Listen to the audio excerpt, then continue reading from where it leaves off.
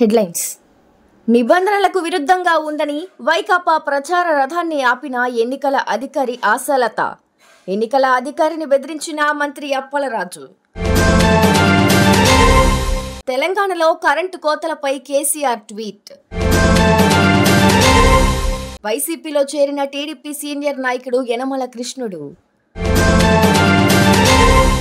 Super 6, super 10 పేరుతో కూటమి మరో మోసానికి సిద్ధమవుతున్నారు అంటూ పేర్ని నాని వ్యాఖ్యలు. వైసీపీకి దీటుగా టీడీపీ మేనిఫెస్టో. టీడీపీ మేనిఫెస్టోలో అదిరిపోయే హామీలు. అధికార పార్టీకి కొమ్ము కాస్తున్న కొందరు ఉన్నతాధికారులపై ఎన్నికల సంఘం వేటు. అయోధ్య పర్యటనతో కాంగ్రెస్ కొత్త నాటకం. రాహుల్పై స్మృతి ఇరానీ ఆరోపణలు. రాగల 5 రోజుల్లో వడగాలులు. కొన్ని ప్రాంతాల్లో తేలికపాటి నుంచి మోస్తరు వర్షపాతానికి సూచనలు. మంత్రి అప్పలరాజు పలాస నియోజకవర్గంలో ఎన్నికల అధికారులతో వాగ్వాదానికి దిగారు. నిబంధనలకు విరుద్ధంగా ఉందని శుక్రవారం వైకాపా ప్రచార రథాన్ని ఎన్నికల అధికారి ఆశాలత ఆపారు. దీంతో మంత్రి ఆగ్రహానికి గురయ్యారు. ప్రచార రథం ₹1,00,000 ఆమెకు ఇచ్చేయండంటూ తన అనుచరులను ఆదేశించారు. మీ ఇష్టం వచ్చినట్లు తయారు చేసి వాహనాన్ని ఇవ్వాలని అధికారితో మాటల యుద్ధానికి దిగారు. నిబంధనలు చెబుతుంటే గొడవ పెట్టుకుంటారేంటని అధికారి మంత్రిని ప్రశ్నించారు. దీంతో మంత్రి ఆవేశంతో ఇంకోసారి వైకాపా ప్రచార రథం ఆపితే బాగోదని హెచ్చరించారు. ఎవరికి ఫిర్యాదు చేసుకుంటారో చేసుకోండని, మీరొక్కరే విధులు నిర్వర్తిస్తున్నారా అని అధికారిని బెదిరించారు. తెలంగాణలో కరెంటు కోతలపై మాజీ ముఖ్యమంత్రి బీఆర్ఎస్ అధ్యక్షులు కేసీఆర్ ఒక ట్వీట్ చేశారు. తెలంగాణ రాష్ట్రంలో చాలా విచిత్రమైన సంఘటనలు జరుగుతున్నాయన్నారు. తాను గంట క్రితం మహబూబ్ నగర్ ఎన్నికల ప్రచారంలో పాల్గొన్నట్లు తెలిపారు. ప్రచారం అనంతరం ఎంపీ అభ్యర్థి మన్నె శ్రీనివాస్ రెడ్డి, మాజీ మంత్రి శ్రీనివాస్ గౌడ్ ఇంట్లో భోజనం చేశామన్నారు. భోజనానికి కూర్చున్న మొదలు తినే వరకు 2 సార్లు కరెంటు పోయినట్లు ఈ సందర్భంగా తెలిపారు. ఇదిలా ఉంటే ప్రతిరోజు ముఖ్యమంత్రి రేవంత్ రెడ్డి, ఉప ముఖ్యమంత్రి బట్టి విక్రమార్క కరెంటు పోవడం లేదని ఊదరగొడుతున్నారని తన ట్విట్టర్ ఖాతాలో పేర్కొన్నారు. తనతో పాటు ఉన్న మాజీ శాసనసభ్యులు కరెంటు కోతలపై చర్చించారు. తమ నియోజకవర్గాల్లో రోజుకు 10 సార్లు కరెంటు పోతోందని ఈ సందర్భంగా కేసీఆర్ కు వివరించినట్లు తెలిపారు. దీనిపై కేసీఆర్ స్పందించారు. రాష్ట్రాన్ని పాలిస్తున్న కాంగ్రెస్ పార్టీ పరిపాలనా వైఫల్యానికి ఇంతకన్నా గొప్ప నిదర్శనం ఏముంటుందన్నారు. ఈ సమస్యపై రాష్ట్ర ప్రజలు, మేధావులు ఆలోచించాలని కోరారు. కాకినాడ జిల్లా టీడీపీ సీనియర్ నాయకుడు యనమల కృష్ణుడు వైసీపీలో చేరారు. తాడేపల్లి సీఎం వైఎస్ జగన్ సమక్షంలో పార్టీ కండువాను కప్పుకున్నారు. ఆయనతో పాటు టీడీపీ నాయకులు శేషగిరిరావు, హరికృష్ణ, ఎల్ భాస్కర్ తదితరులు ఉన్నారు. ఈ సందర్భంగా యనమల కృష్ణుడు మాట్లాడుతూ టీడీపీ ఆవిర్భావం నుంచి సేవలందించిన వారిని మోసం చేసి డబ్బున్న వాళ్లకి, ఎన్ఆర్ఐలకు టికెట్లు ఇచ్చారని ఆరోపించారు. మరోసారి కూటమి మోసం చేసే ప్రయత్నం చేస్తోందని మాజీ మంత్రి పేర్ని నాని మండిపడ్డారు. సూపర్ 6, సూపర్ 10 పేరుతో మరోసారి మోసానికి తెర లేపారన్నారు.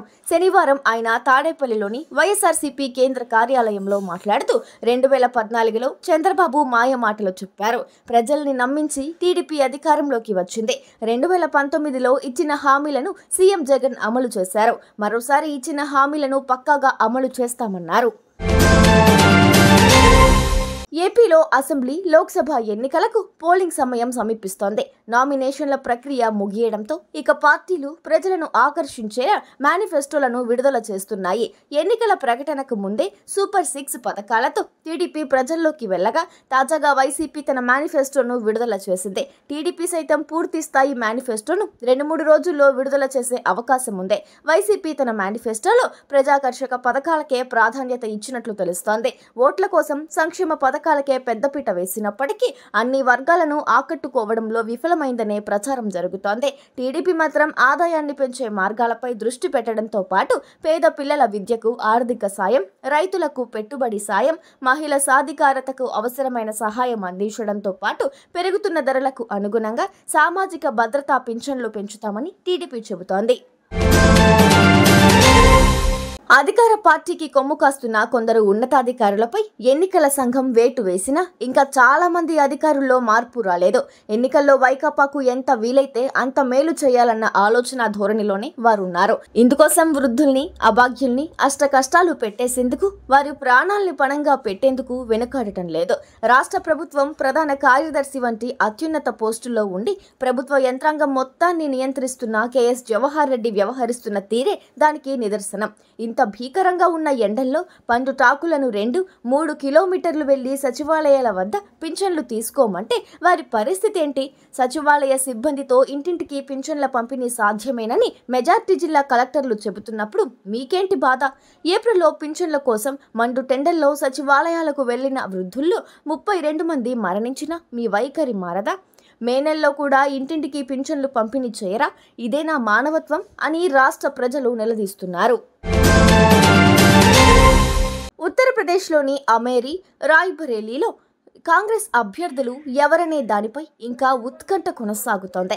ఎన్నికలు సమీపిస్తున్నా ఇంకా అభ్యర్థులను ప్రకటించకపోవడంతో హస్తం పార్టీపై భాజపా నేత, కేంద్ర మంత్రి స్మృతి ఇరానీ విమర్శలు గుప్పించారు. ప్రజల మధ్య విభేదాలు సృష్టించేందుకు కాంగ్రెస్ అగ్రనేత రాహుల్ గాంధీ ప్రయత్నిస్తున్నారంటూ తీవ్ర ఆరోపణలు చేశారు.